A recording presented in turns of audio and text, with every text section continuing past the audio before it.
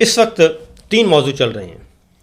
एक है नंबर 1 पे इमरान खान, और इमरान खान के साथ जो कुछ किया गया कैद तन्हाई में, गैर इंसानी सलूक, और कुछ ना कुछ इतना ज़्यादा गलत किया गया कि उनके ब्लड में क्लॉट बने और उनकी आंख ज़ाया हो गई। ये इशू ऐसा था इमरान भाई, एक इशू ये है। हाँ जी।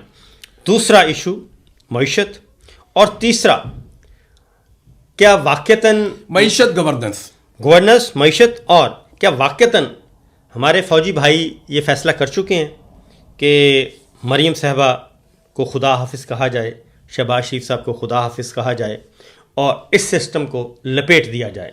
ये है बुनियादी बात जो हम करने जा रहे हैं इस प्रोग्राम में। नहीं, इसको कैसे साबिर भाई देखें, मेरा ये मानना है कि शरीफ खानदान और पाकिस्तान की मौजूदा मिलिट्री एस्टेब्लिशमेंट, अव्वल तो ये जर्नैल किसी के भी नहीं होते। इनका अपना ही कारोबार धंधा चलता रहे, अपनी नौकरी इनकी बची रहे, अपनी चीज़ें कंट्रोल में रहें, तो ये अपने बारे में ही ज़्यादा सोचते हैं। ये कौम के बारे में, लीडर्स के बारे में वफादारी इनकी अपने अलावा किसी के साथ नहीं है।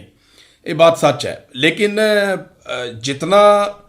जितनी सहूलतकारी इस वक्त शहबाज शरीफ ने, मरीम नवाज़ ने, नवाज शरीफ ने की है, इन्हें ऐसे लोग मिलेंगे नहीं। इन्हें इस तरह के लोग ये चिराग लेके भी ढूंढेंगे ना, तो इतने अच्छे अर्दली इनको कहीं पे भी मैसर नहीं आएंगे। तो जब इतने शानदार तरीके से ये काम कर रहे हैं और इनका दाल दलिया चल रहा है, और डोनाल्ड ट्रंप को सलूट मार के किसी ना किसी तरह राजी भी रखा हुआ है शहबाज शरीफ ने, तो इनको हटाने की तुक इस वक्त बनती नहीं है। यानी ये ज़रूर हो सकता है कि इनकी कमजोरियाँ इकट्ठी कर ली जाएं, वो तो हर एक की करते हैं, ये लोग हमेशा करते हैं। अच्छा, उसमें मैं आपको बताऊं कि मैं भी हैरान हुआ कि ये जो जहाज़ ख़रीदा गया है और इस पे इतने प्रोग्राम्स हो रहे हैं। मरीम साहबा ने जहाज़ ख़रीदा, प्रोग्राम्स शुरू हो गए और मिट्टी पलीत करना शुरू कर दी, और उस पे एक बयानिया, इसमें क्या हुआ, बयानिया बन गया कि शायद ये इनको लपेटा जा रहा है जी, मरीम साहबा से खुदा हाफिज़ और इनको। लेकिन फिर मैंने ज़रा थोड़ा सा खंगाला, क्योंकि हम हैं तो ऐसे ही ना आपको चैन आता है ना हाँ, मुझे आता है। जर्नलिस्ट जो है उसको नींद नहीं पड़ती जब तक खबर ना निकले कि ये मसला क्या है, क्योंकि ये करप्शन के खिलाफ तो नहीं है ये रजीम। नहीं, करप्शन के खिलाफ होते तो पीआईए 10 अरब में जाती है, 10 अरब रुपए में। या आपका गंदम का आटे का स्कैंडल, चीनी का स्कैंडल, आपका इतने बड़े बड़े हैं, तो करप्शन तो इनका इशू ही नहीं है। 5300 अरब की तो अभी निकली है। तो कर्जे पे कर्ज लिए जा रहे हैं, सब कुछ हो रहा है, तो करप्शन इशू नहीं है इनका। मैंने फिर रिकॉल किया इस वक्त इमरान खान की आंख का ज़ाया होना, उसमें हुआ ये कि पहली दफ़ा ये हुआ है कि पूरी दुनिया से इंसानी हमदर्दी की बुनियाद पे और इंसानी आवाज़ उठी। राइटर्स आवाज़ उठा रहे हैं, फनकार आवाज़ उठा रहे हैं, प्लेयर्स आवाज़ उठा रहे हैं, बिल्कुल, और जो बैनुल-अक़वामी एंटिटीज़ हैं, बड़े लेजेंड्स हैं, वो आवाज़ उठा रहे हैं। और ये पूरा एक ग्लोब, इवन पॉलिटिशियन भी, अभी कनाडा से भी आवाज़ आई है, कनाडा से आ गई, ऑस्ट्रेलिया से आ गई, यूरोप से आ गई, श्रीलंका से आ गई, यूके से आवाज़ें उठना शुरू हो गई। और उसमें कोई भी सोसाइटी का सेगमेंट ऐसा नहीं बचा जिसने आवाज़ ना उठाई हो। और अब इमरान खान का मसला पॉलिटिकल विक्टिमाइजेशन से लेके अब बन चुका है ह्यूमैनिटेरियन, और ये इंसानी हमदर्दी का मसला। सर, अगर जो आंख की खबर आई है ना, जो अफसार आलम ने दी थी जी, देखें 2 खबरें आई और दोनों हुकूमत ने दी हैं। एक हुकूमत ने दी है कि आंख ज़ाया हो गई, दूसरी हुकूमत ने दी है आंख ठीक हो गई। ये दोनों चीज़ें हुकूमत ने बताई हैं। जी हाँ, बिल्कुल ऐसा ही। इसमें कोई तस्दीक करने वाला आंसर अभी तक इमरान खान साहब के एंगल से नहीं है, कोई नहीं है। और जो एक वाहिद आंसर है उसमें इमरान खान साहब को जो एक स्टेटमेंट बाहर आता है, जो बुशरा बीबी की फैमिली के जरिए आता है, उसमें यही है कि खान साहब ठीक नहीं है।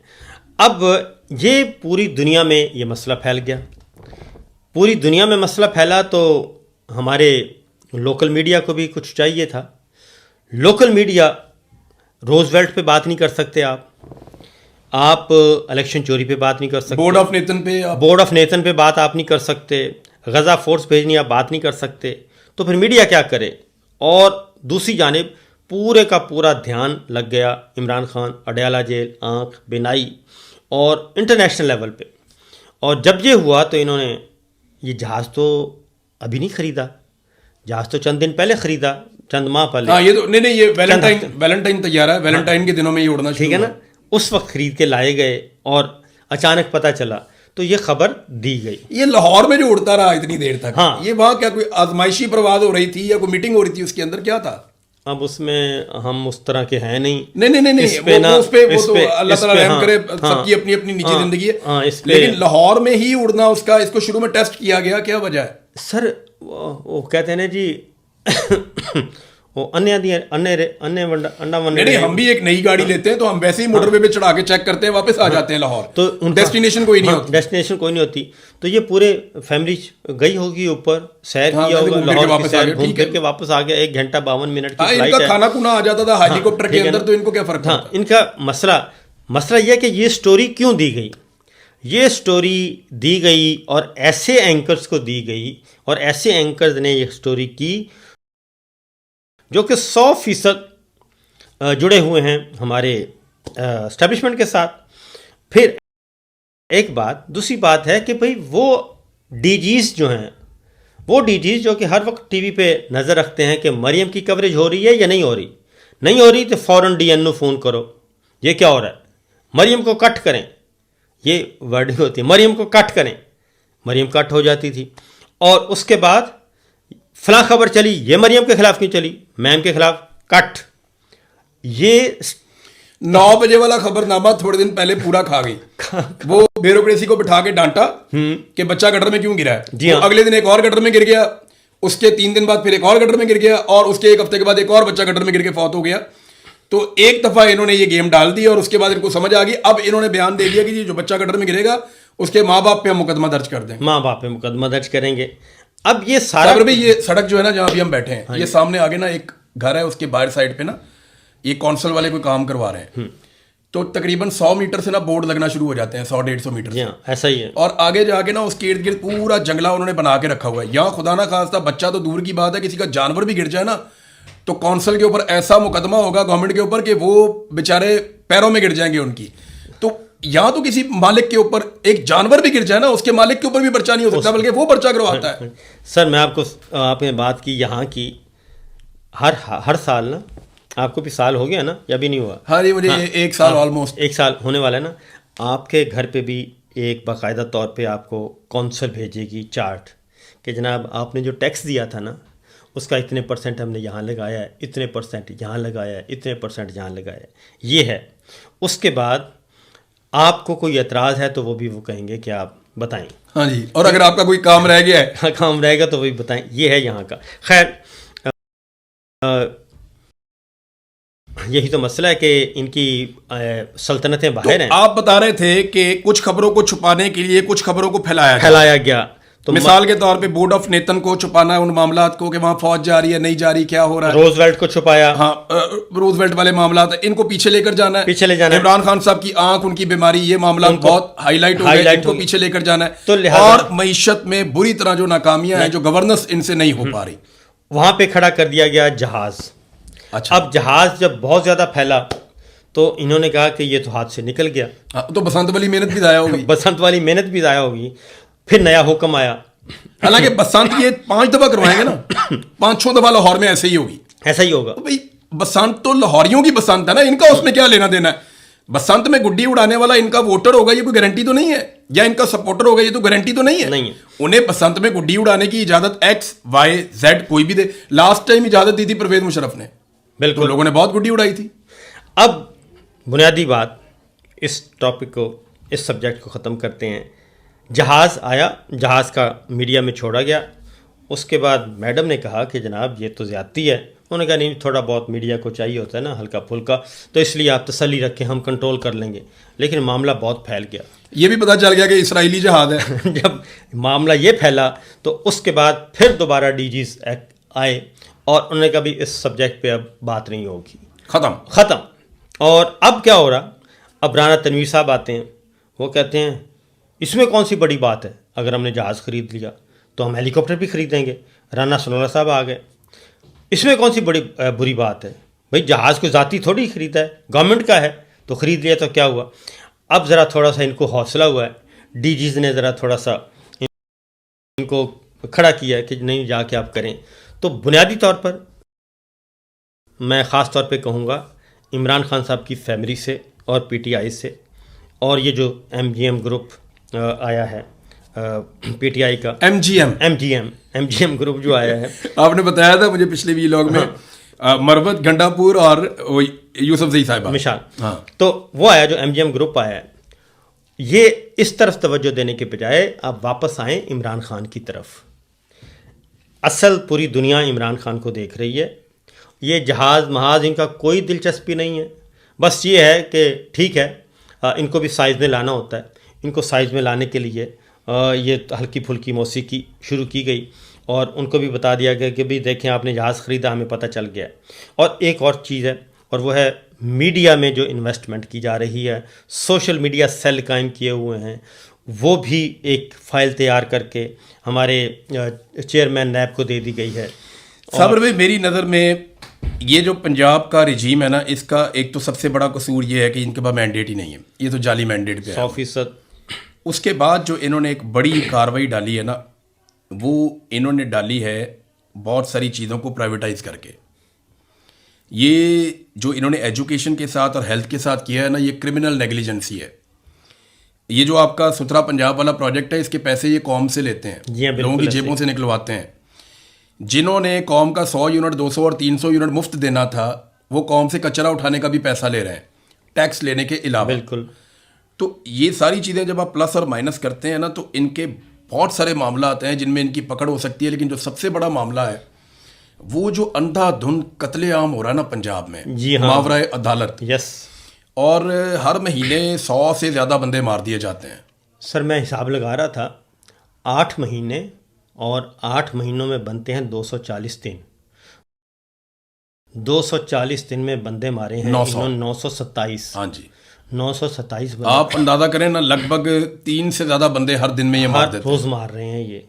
और मैं कहता हूँ बड़े से बड़ा मुजरम भी हो, हर हफ्ते 25 बंदे मारते हैं। बड़े से बड़ा मुजरम, बड़े से बड़ा आप गद्दार, अदालत में पेश करें। अदालत है उसके लिए। या तो अदालतें बंद करें आप, हाँ जी, या तो आप अदालतें बंद करें और आप फैसला करें कि किसको आपने जिंदा रहने देना और किसको आपने नहीं रहने देना। अब तक लगभग 2500 के करीब बंदा जब से मरियम नवाज की हुकूमत आई है, इन्होंने मारा है। ये जो पिछला आईजी था उस्मान, ये भी फंसेगा। सुहेल जफर चट्टा, ये जो सुहेल जफर चट्टा, ये तो बहुत बुरा फंसेगा। ये मैं आपको एक बात बताऊं, रिजीम चेंज होगा ना, यानी जब भी ये जालिम रिजीम काबू आएगा, तो जो लोग सबसे पहले पाकिस्तान से भागेंगे उनमें एक सुहेल जफर चट्टा भी होगा।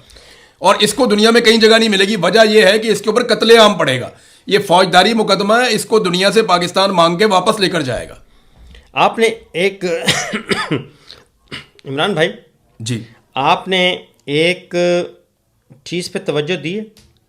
मैं आपको एक बात एक सुनवाता हूँ, निकाल रहे हैं आप यहाँ से। हाँ, मैं एक छोटा सा शॉर्ट सुनवाता हूँ ताकि आपको अंदाज़ा हो सके कि ये कहानी क्या है। कहानी ये मेरे सामने पड़ी है जी, एक शॉर्ट। हाँ, ये राणा सनाउल्लाह साहब। राणा सनाउल्लाह साहब। हाँ जी, अब इसको आपने नहीं, इसके साथ लगा दें। हाँ, हमारे सुनने वाले जो हैं वो भी सुने। आवाम को कहता हूँ आपने गौर से सुनना है, हम तो सुनते रहते हैं, गौर कीजिएगा पहले ज़रा। ये भी कहा कि इमरान खान ने ऐसा मुतालबात पेश किए जो काबिल कबूल नहीं थे, तो उनकी तरफ से क्या मुतालबा इमरान की तरफ से आया था इन सारे उसमें बातचीत में? उनकी तरफ से मुतालबा जो एक मुज़ाकराती कमेटी बनी थी ना, आपके होगा, उनके हमारे साथ मुज़ाकरात भी हुए थे, तो उनके मुतालबात यही थे कि उसका जो है वो, यानी आप मुख्तलिफ ये कह सकते हैं कि आप मेरी जगह पे आके बैठ जाए और मुझे जहाँ पे आप बैठे आप बैठा दें। अच्छा, हमें कह रहे थे कि जी एक जो है वो कमीशन बनाए, अच्छा, अपना जुडिशल कमीशन, और वो 9 मई और 26 नवंबर के वाकयात के ऊपर जो है वो इंक्वायरी करे, और उसकी सरबराही जो है वो सुप्रीम कोर्ट के सीनियर तरीन जज, आप इसे आप समझते हैं कि सही का कह रहे थे, वो उनको दे। अच्छा, तो फिर मैंने उनको जवाब में यही कहा था, मैंने कहा था कि फिर आपका तो ये मुतालबा आप इस तरह से क्यों कर रहे हैं, फिर आप सीधी बात करें कि जो आप कहना चाह रहे हैं। ये भी कहा अब देखें, ये मुज़ाकरात हुए थे नवंबर में कत्लेआम के बाद, जी हाँ, 2024 में, जी हाँ, डोनाल्ड ट्रंप के इलेक्शन के बाद इमरान खान साहब ने इजाज़त दी थी कि आप ये मुज़ाकरात करें। इन मुज़ाकरात में ये इकट्ठे होकर बैठे थे और पीटीआई ने ये कहा था कि हमारे ऊपर 2 बड़े एलिगेशन लगाए जाते हैं। 9 मई आप कहते हैं, 26 नवंबर कहते हैं, आप दोनों की जुडिशल इंक्वायरी करवा दें और जो सीनियर 3 जजेज हैं सुप्रीम कोर्ट के, उनके ऊपर एक जुडिशल कमीशन आप बना दें। अच्छा, ये एतराज़ कर सकते थे कि जनाब ये सीनियर 3 जजेस को हम नहीं लेते, हम और जजेस ले लेते हैं, बैठ के उसके ऊपर बात हो सकती थी, लेकिन ये जुडिशल कमीशन की तरफ गए ही नहीं। और राणा सनाउल्लाह साहब ये कहते हैं कि अगर ये जुडिशल कमीशन बन जाता तो हम होते जेलों में, हाँ जी, जिन्होंने 9 मई किया और 26 नवंबर किया, और इमरान खान होते इक़्तिदार में, जिनकी असल में हुकूमत थी।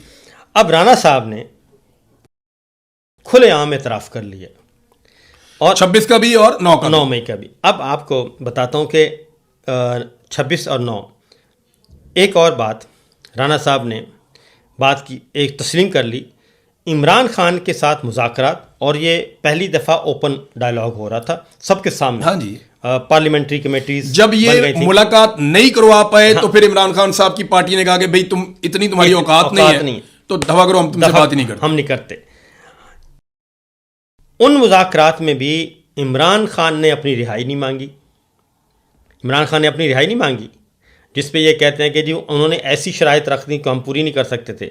इमरान खान ने नहीं, रिहाई तो ये कहते थे कि मांग लो, हाँ, ये कहते थे कि रिहाई मांग लें, बाकी चीजें छोड़ दें। हाँ, उन्होंने एनआरओ नहीं मांगा, उन्होंने अपने मुकदमात का खात्मा नहीं मांगा, उन्होंने कुछ नहीं मांगा। उन्होंने कहा ये 2 काम कर दें, और उन्होंने अपना मैंडेट भी नहीं वापस मांगा उन मुज़ाकरात में। अच्छा, मेरे पास उन मुज़ाकरात की जो डिटेल, आप जरा थोड़ा सा फ्लैशबैक में जाए ना साबिर भाई। तो इमरान खान की एक तो ये डिमांड थी, हाँ जी। दूसरा, इमरान खान साहब कह रहे थे कि जो यास्मीन राशिद वगैरह बेगुनाह कैद हैं, हाँ जी, उनको रिहा करें, उनको रिहा किया जाए। एक वो ये मुतालबा कर रहे थे, और तीसरा वो ये कह रहे थे कि इसकी भी इंक्वायरी की जाए कि इलेक्शन में क्या हुआ, वो ये भी कह रहे थे। लेकिन इमरान खान को ये नहीं कह रहा था कि हुकूमत मुझे दे दो या मुझे बाहर निकाल दो, ये वो नहीं कह रहा था। अब ये बात आ गई है सामने, आपने जो बात की थी ना, तो आईजी 9 मई के करैक्टर जो हैं, 9 मई और 26 नवंबर के किरदार एक ही हैं, 2 मुख्तलिफ नहीं हैं। आईजी लाहौर, आईजी इस्लामाबाद, सोहेल ज़फ़र चट्टा जो सीसीडी के सरबराह हैं, मोहसिन नकवी साहब सीसीपीओ लाहौर, ये सारे के सारे वही एक टीम चल रही है। और Mohsin Naqvi was the chief minister of Punjab. Mohsin Naqvi साहब उस वक्त वजीर आला थे, इस वक्त वजीर दाखिला थे। जब ये पहला वहां पे 9 मई हुआ तो ये वजीर आला थे। जब ये वजीर दाखिला बने तो 26 नवंबर हो गया। ठीक है, तो ये सारी की सारी वही टीम है, तो वही लोग हैं। इसी तरीके से हमारे अस्करी हुक्मरान भी वही करैक्टर मौजूद हैं, 9 मई भी वही थे और 26 नवंबर पर। तो अब इनके लिए तो इन्होंने पूरे खुलेआम मान लिया कि जनाब हम ये काम नहीं कर सकते कि 26 नवंबर और 9 मई की तहकीकात करवाएं। तो मेरा ख्याल है कि इनको थोड़ा सा शर्म कर लेनी चाहिए वैसे,